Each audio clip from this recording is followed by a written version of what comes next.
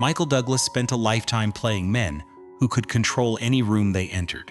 But behind the power, confidence, and unforgettable performances was a man who discovered that life's greatest battles are the ones no amount of power can control. As Gordon Gekko in Wall Street, he became the face of ambition. Through films like Fatal Attraction and Basic Instinct, he became one of Hollywood's most respected icons. But away from the cameras, Michael Douglas faced struggles no character could prepare him for. Watching his son Cameron face battles that tested the limits of a father's love and hope, confronting a cancer diagnosis that threatened his own life, and discovering that fame could not protect the people he cared about most. Now at 81, the man who once portrayed unstoppable power is confronting the memories, losses, and truths that shaped the person behind the legend. Before we begin, leave a like for Michael Douglas, a tribute to the man behind the legend, who spent a lifetime portraying strength while quietly carrying battles beyond the screen. Michael Douglas grew up beneath a name Hollywood came to worship, and a father's shadow he would spend decades trying to outgrow. Born on September 25, 1944, in New Brunswick, New Jersey, he entered a family divided between two powerful histories.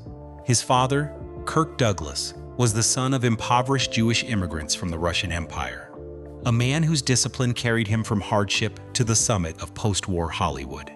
His mother, Diana Dill, was a Bermudian actress from a family associated with law, public service, and military leadership.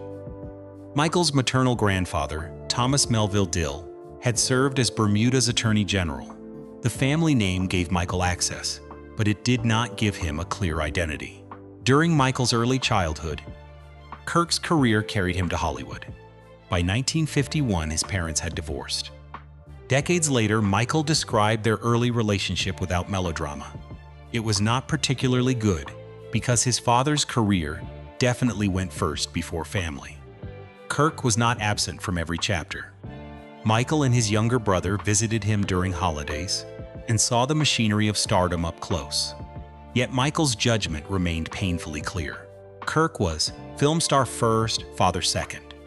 Fracture brought another kind of fatherhood into Michael's life. Diana supported her children while working in soap operas and on the New York stage, then married actor William Bill Darrett when Michael was 12.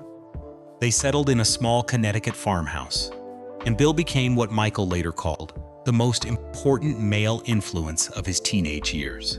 Kirk himself referred to Darrett as Michael's surrogate father. Kirk represented ambition, discipline, and worldwide recognition. Bill took on the everyday responsibility of helping raise two children who were not biologically his. Michael never reduced Kirk to a villain, and their relationship became deeply affectionate during the final decades of Kirk's life. The history remained complicated. Michael could admire the father on the screen, spend holidays with him, and eventually take pride in being his son while still acknowledging that another man had supplied much of the steady presence his adolescence required. Elite schools gave Michael opportunity, but they did not resolve his uncertainty about who he was. He attended Allen Stevenson in New York, Eaglebrook in Massachusetts, and Choate in Connecticut before entering the University of California, Santa Barbara. He saw celebrated actors as ordinary visitors in his father's world and understood that fame was a profession rather than magic. That familiarity gave him access, but it also denied him the dramatic path Kirk had possessed. Kirk had climbed from poverty. Michael began with a famous surname and the expectations that success should follow. "You're sort of feeling like, well, who am I?" he said decades later, explaining why creating an identity separate from his father took so long. Michael did not need to escape obscurity. He needed to prove that the person behind the Douglas name had earned the right to carry it. To discover who he was, he entered the profession in which Kirk's shadow would be hardest to escape. Doubt followed Michael onto the stage. By his third year at the University of California, Santa Barbara, his major was still undeclared, and acting filled him with uncertainty rather than confidence. "I was not a natural," he later admitted. It was a struggle. In the summer of 1966, at 21, Michael worked at the developing Eugene O'Neill Theater Center, helping with physical labor while earning small opportunities to perform. Kirk wanted his son to consider law school and delivered a devastating review after watching one of Michael's early performances. "Michael, you were terrible. You were terrible. I didn't know what to tell you." Michael stayed. He continued training and returned to the stage despite his father's judgment. Later, after watching his son develop, Kirk's response changed completely. "You were good, Michael. You were really, really, really good." Michael had not inherited that praise. He had earned it. Independence began to look possible after Michael earned his dramatic arts degree in 1968 and continued training in New York. A nationally televised role in CBS Playhouse's The Experiment arrived in 1969, followed by film and television work that brought visibility without freeing him from comparison. His decisive break came in 1972, when The Streets of San Francisco paired him with Carl Malden. The series became one of ABC's major primetime successes, earned Michael 3 consecutive Emmy nominations, and gave him the security of returning to a camera week after week. More importantly, Malden became a mentor. Michael later said the series built his confidence and showed him how much a young actor could gain from someone willing to guide him. The son of a legend was learning beside a man who did not require him to reproduce Kirk Douglas. Yet television success created another barrier in the 1970s, when crossing from a weekly series into major films remained difficult. His surname had opened attention. It had not completed the journey toward independence. Reversal came through a dream Kirk had been unable to bring to the screen. He had acquired the rights to One Flew Over the Cuckoo's Nest, played Randall McMurphy on Broadway, and spent years trying to secure a film adaptation. Michael had read Ken Kesey's novel in college and asked to take the project forward. "I never thought about producing," he later recalled, "but I said let me run with it." Kirk agreed. Michael joined Saul Zaentz, helped bring Milos Forman aboard, and continued after every major studio rejected the film. The hardest decision ran directly between father and son. By the time production moved forward, Kirk was too old to play McMurphy, and Jack Nicholson received the role Kirk had once imagined as his own. "It wasn't easy," Michael later said. The 1975 film earned more than $160 million worldwide and won 5 Academy Awards, including Best Picture. Michael gave his half of the producing fee to his father. Decades later, he said it brought Kirk more money than any film in Kirk's career. The deeper reward came when Kirk saw the completed picture. He loved Nicholson's work, looked at Michael with a new eye, and was proud. Michael had neither defeated his father nor erased him from the dream. He had carried an unfinished project across the distance. Kirk could no longer cross alone. At 31, Michael stepped onto the Oscar stage as a producer and gave the Douglas legacy a triumph that belonged unmistakably to him. Yet he later said that even this victory did not fully release him from Kirk's shadow. That would come in 1987, when Fatal Attraction became a cultural phenomenon, and Wall Street brought him the Academy Award for Best Actor.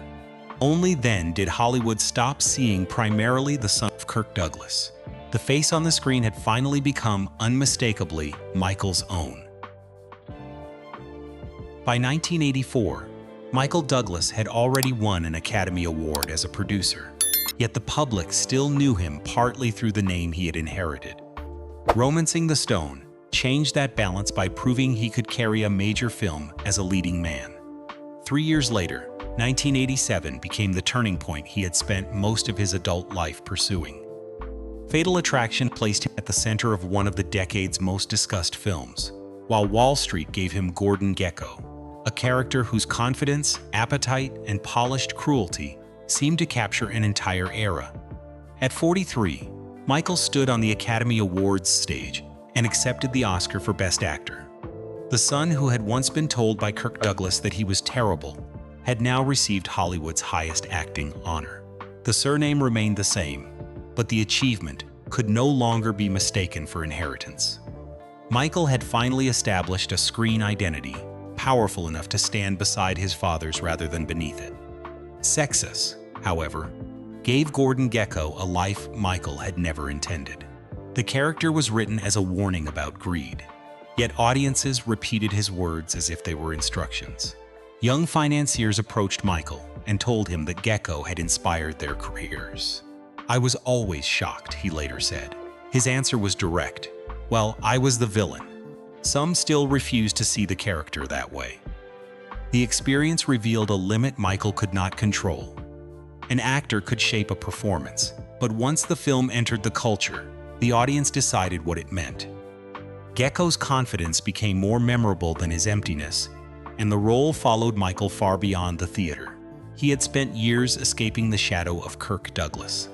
Now he had created a shadow of his own, one with slicked-back hair, an expensive suit, and a voice that made ruthless ambition sound dangerously convincing. The films that followed strengthened that image, while testing how far Michael could push it. Basic Instinct placed him inside suspicion and obsession. Falling Down stripped away the appearance of control until anger became destruction. Disclosure turned the workplace into a struggle over power and credibility, while The Game followed a wealthy man whose certainty collapsed piece by piece. Michael did not play these men as distant monsters. He gave them enough charm, fear, pride, and vulnerability to keep audiences close, even when their choices became disturbing. That quality made him difficult to replace. He could enter a room with complete authority, and then reveal the panic beneath it without abandoning the character's strength. Yet the more convincingly he played men who commanded money, desire, and attention, the more closely the public connected Michael Douglas himself with control. The characters became cultural symbols, and the actor who had fought to be recognized under his own name was now expected to carry their confidence wherever he went. Behind that public certainty, his private life was becoming more complicated than any role could reveal. Awards had proved his talent. Blockbusters had secured his place in Hollywood. None of them could guarantee that the people closest to him would remain safe, healthy, or within his reach. The greatest test of Michael's strength would not arrive through Gordon Gekko, another dangerous character, or another awards season. It would arrive through Cameron, his oldest son, and this time, Michael would discover that a father could possess every advantage in the world and still be unable to bring his child home. Power meant nothing when Michael Douglas feared that addiction might take his oldest son beyond the family's reach. Cameron, born in 1978 to Michael and his first wife, Deandra Luker, inherited a famous name before he was old enough to understand its weight. His childhood carried privilege, yet privilege could not shield him from isolation, rebellion, or addiction. Michael understood part of that inheritance himself. He had spent years trying to form an identity beside his own father, Kirk Douglas, and later acknowledged that their relationship had not been especially close during his youth. In his 2019 memoir, Long Way Home, Cameron traced his drug use back to age 13 and described a descent that eventually consumed his choices, relationships, and freedom. Michael also admitted how he had once ordered his priorities. "My career was the most important thing in my life, followed by marriage and children." Looking back, he added, "I clearly know I made mistakes. There were absences." In 2003, Michael, Cameron, and Kirk appeared together in It Runs in the Family, a drama about 3 generations struggling to reach one another. 6 years later, those themes no longer belonged safely to fiction. Michael had spent decades becoming visible to the world. Fame gave him no authority over what was happening to his son. By 2009, private fear had become public catastrophe. Cameron was arrested on federal drug charges and received a 5-year sentence in 2010. A later conviction for possessing drugs in prison extended his confinement, and he ultimately served 7 years before his release in 2016, including nearly 2 years in solitary confinement. Cameron later said, "I hated the wreckage I saw in my life because of drugs, but I just couldn't stop." Michael described those years with equal bluntness. "Life became a series of crises," he said. "I thought I was going to lose him." As Cameron's addiction deepened, love collided with the need to protect the rest of the family. Michael remembered telling his son, "You know I love you, but I am going to protect myself and the family." In a later interview with Diane Sawyer, Cameron asked whether his father had truly given up. Michael answered, "We always had hope." Then he said, "I did not think you were going to make it." Awards could not shorten the sentence. Money could not make recovery arrive before Cameron was ready. 7 years of freedom and family time had already been taken, and neither could be returned. Release in 2016 opened a future neither man could treat as guaranteed. Cameron called their 2019 interview really healing because it allowed them to discuss things they rarely faced alone. He became sober, wrote openly about the damage addiction caused, and began raising 2 children of his own, Lua, born in 2017, and Ryder, born in 2020. His daughter, he said, gave him a whole new perspective on life. Michael later said Cameron was talking the talk and walking the walk. Recovery offered Cameron a future, yet 7 years of freedom had already been taken, and damaged relationships could not be repaired all at once. His memoir could name the wreckage. It could not restore the ordinary family time lost along the way. What recovery offered was the chance to become present for his children and to spend more time with the father who had once feared he would not survive. The year Cameron entered federal prison also became the year Michael began treatment for stage 4 cancer. One man was confined by bars, the other by a body suddenly placed in danger. Terror arrived in 2010 after months of persistent discomfort had produced no clear explanation. Repeated examinations failed to identify the cause, and antibiotics brought no relief. A physician in Montreal eventually found a walnut-sized tumor at the base of Michael Douglas' tongue. "We need a biopsy," the doctor told him. The biopsy confirmed stage 4 cancer centered at the base of his tongue. Douglas initially described it publicly as throat cancer, and later clarified that it was tongue cancer. The public name changed. The danger to his life and speech did not.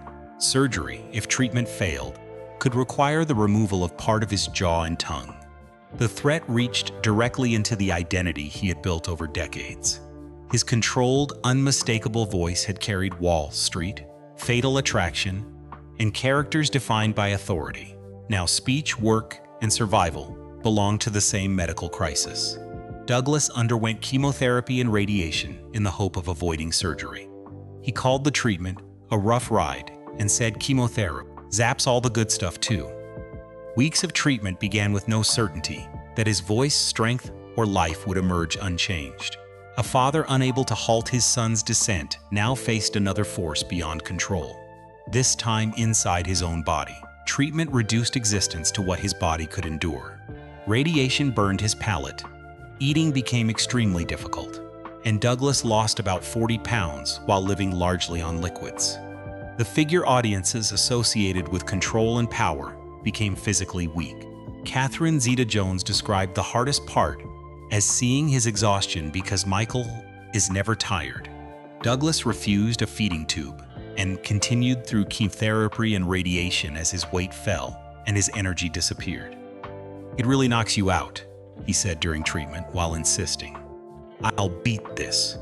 Looking back, Douglas compared his 7 weeks of radiation and chemotherapy to the 7 circles of hell, recalling that each week left him feeling progressively worse. Every return to treatment required endurance without certainty. The feared surgery was ultimately avoided. Yet the possibility of losing part of his jaw and tongue had already shown how quickly an actor's greatest instrument could become a matter of basic survival. His voice had carried ambition, threat, charm, and authority across decades of film. Preserving it became inseparable from preserving an ordinary future with his family. By January 2011, the tumor was gone.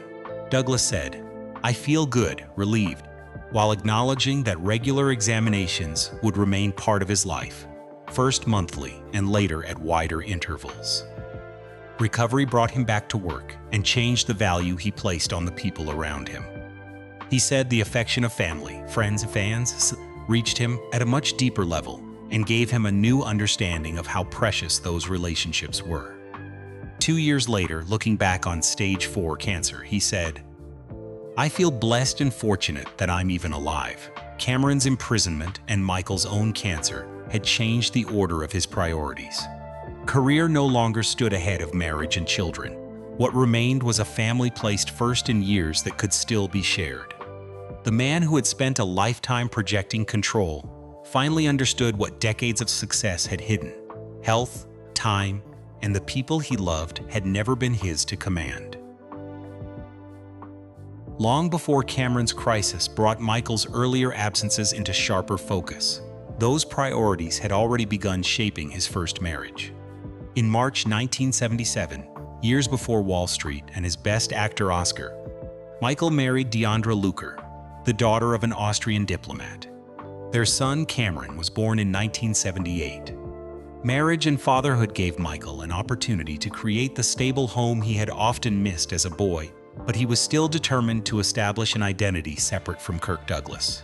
As his career expanded, productions required more travel, preparation, and time away. Looking back, Michael described his priorities without softening them. "My career was the most important thing in my life, followed by marriage and children."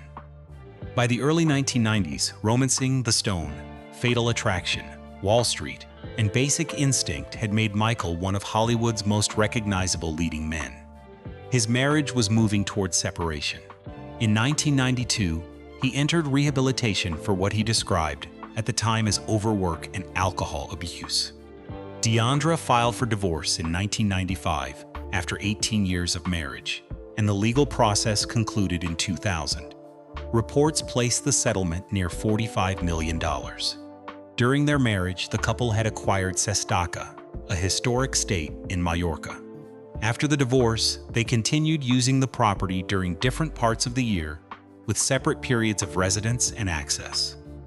The arrangement preserved the estate, but it also reflected how completely a shared life had been reorganized. Cameron's later struggles gave Michael reason to look more closely at the years when work had received most of his attention. Although addiction and imprisonment could not be explained by one parent or one marriage, Michael acknowledged, "He and I had our issues when he was growing up," and later said, "My career came before my family."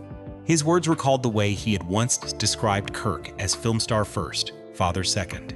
In 2024, Michael again said that his father's career had definitely gone first before family. By then, he could recognize part of the same behavior in himself, without treating the two relationships as identical.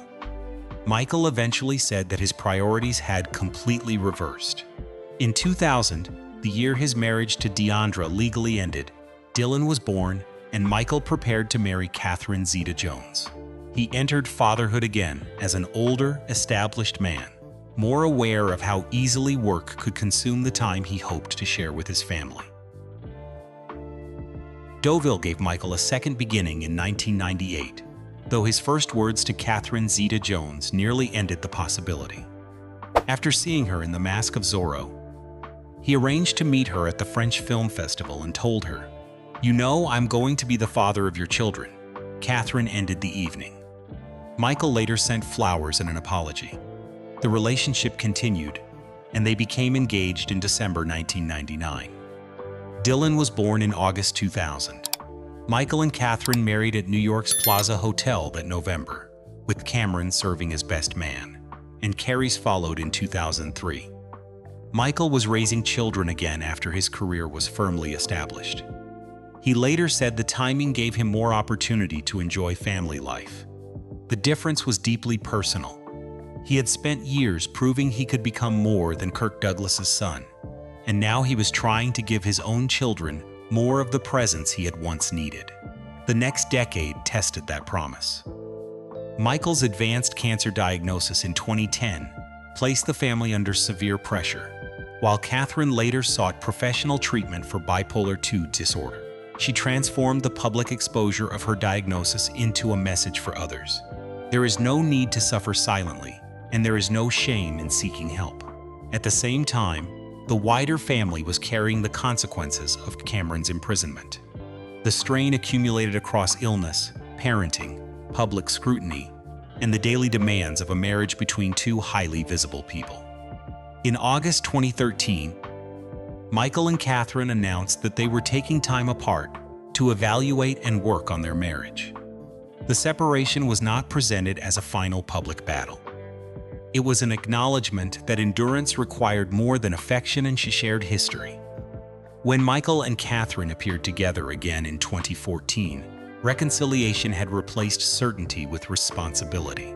"It can't be a one-way street," Michael later said, describing them as back stronger than ever. Catherine identified a quieter source of endurance. "We've never, ever lost our sense of humor, and we enjoy each other's company." They marked 25 years of marriage in November 2025, when Michael's anniversary message began. "Happy 25th anniversary, my darling Catherine." Who knew? Mallorca remained part of their family story, though its meaning had changed. Sestaka had once belonged to Michael and Deandra's marriage, and later became part of the life he continued with Catherine, Dylan, Carrie's, and the wider family. From Kirk to Michael, and from Michael to Cameron, ambition, distance, regret, and love had crossed 3 generations. What changed the pattern was the willingness to stop accepting substance as the unavoidable price of success. After a lifetime spent proving that he belonged, Michael Douglas discovered that the greatest proof was never another award or another role. It was being there when the people he loved needed him. At 81, Michael Douglas had already spent nearly 6 decades moving from one set, character, and challenge to the next. Gordon Gekko in Wall Street had brought him an Academy Award, while One Flew Over the Cuckoo's Nest established him as a producer capable of carrying an ambitious film to Best Picture. Fatal Attraction, Basic Instinct, The Game, The Kominsky Method, Ant-Man, and Franklin kept his presence alive across generations. Yet the most revealing chapter began when he no longer needed another role to prove who he was. The crises that had tested his body and family had already changed the order of his priorities. The question facing him now was simpler and more personal. How did he want to spend the time still ahead? In 2025, Douglas explained that he had deliberately stopped taking acting roles in 2022 after almost 6 decades of moving from one production to the next. "I realized I had to stop," he said. He had not formally retired and left the door open for one exceptional project. "If something special came up, I'd go back, but otherwise, no." Douglas had stepped away from acting, not from creative work altogether. He continued producing and developing projects, choosing to remain involved without placing himself in front of the camera. Then, in 2026, he announced a different kind of return. His memoir, One Hell of a Ride, is scheduled for release on October 6. The book revisits the childhood beneath Kirk Douglas's shadow, the career that allowed Michael to establish his own name, his private struggles, cancer, Cameron's imprisonment, and his marriage to Catherine Zeta-Jones.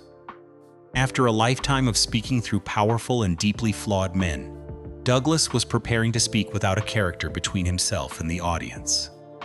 "Fame can blur the truth. This is my attempt to bring it back into focus," he said. He had stopped chasing the next performance, yet he had not stopped telling stories. His next great subject would be the life he had spent decades protecting from the spotlight. Family became the place where that legacy turned human.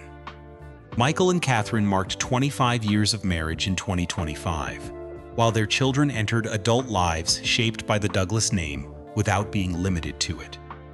Cameron's recovery and Michael's survival from stage 4 cancer belonged to the family's history, though neither needed to remain its final identity. What mattered in the present was continuity. A marriage that had survived public doubt, children building lives of their own, and a father with more freedom to witness those lives without organizing every season around a film set. Douglas said he was quite happy watching Catherine continue working and joked that he was happy to play the wife.